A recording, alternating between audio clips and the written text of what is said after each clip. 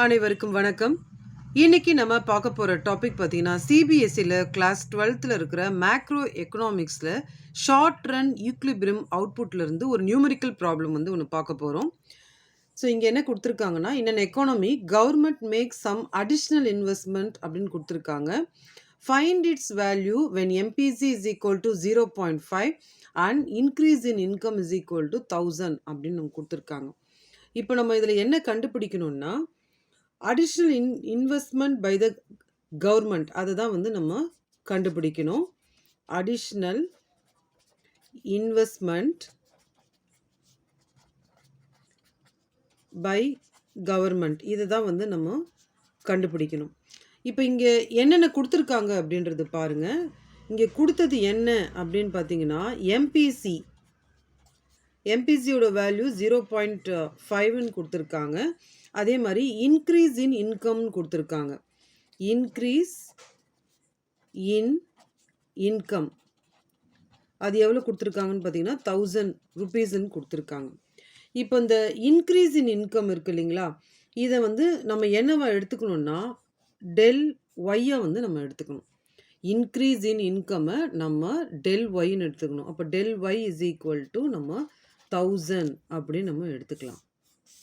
இப்போ additional investment அப்படின்னு வந்து கேட்டிருக்காங்க இல்லைங்களா, இப்போ இந்த அடிஷ்னல் இன்வெஸ்ட்மெண்ட்டை நம்ம எப்படி எடுத்துக்கணும் அப்படின்னா, இன்வெஸ்ட்மெண்ட் இருக்கு இல்லையா ஐ, ஸோ அடிஷ்னல் அப்படின்னு சொல்லும்போது நம்ம இதை டெல் ஐயை எடுத்துக்கணும். அப்போ நம்ம டெல் ஐயோட வேல்யூ தான் வந்து நம்ம கண்டுபிடிக்கணும்.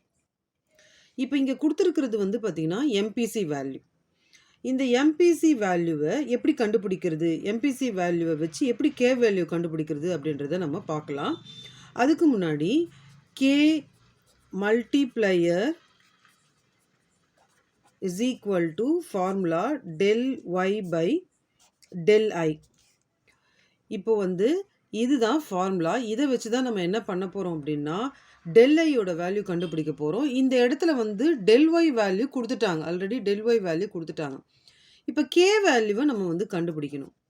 ஸோ கே வேல்யூவை எப்படி கண்டுபிடிக்கிறது அப்படின்னு பார்த்தீங்கன்னா, நம்ம இந்த எம்பிசி கொடுத்துருக்காங்க இல்லைங்களா, இந்த வேல்யூவை வச்சு நம்ம என்ன பண்ணலான்னா நம்ம கே வேல்யூவை வந்து கண்டுபிடிக்கலாம்.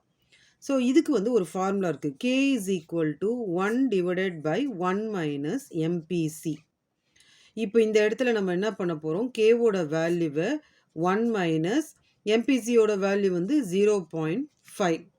அப்போ இதை வந்து நம்ம சால்வ் பண்ணோம்னா 1 டிவைடட் பை 1 வந்து 0.5ஆல் மைனஸ் பண்ணால் 0.5 அப்படின்றது நமக்கு கிடைக்கும்.